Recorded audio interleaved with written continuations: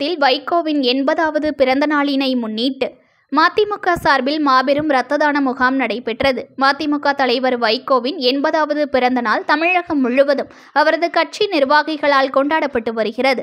அதன் ஒரு பகுதியாக மயிலாடுதுறை மாவட்டம் குத்தாலம் கடைவீதியில் மதிமுக மாவட்ட இளைஞரணி சார்பில் சிறப்பு இரத்த தான முகாம் நடைபெற்றது. மாவட்ட செயலாளர் கொளஞ்சி தலைமையில் நடைபெற்ற இந்த முகாமில் சிறப்பு அழைப்பாளராக பங்கேற்ற பொதுச் செயலாளர் ஆடுதுறை முருகன் முகாமை துவக்கி வைத்தார். அதனைத் தொடர்ந்து இளைஞர் முதல் பெரியவர்கள் வரை ஏராளமானோர் ஆர்வத்துடன் இரத்த தானம் செய்தனர். மேலும் ஏராளமான மருத்துவர்கள் பங்கேற்று இரத்த மாதிரிகளில் தனித்தனியாக சேமித்து வைத்தனர்.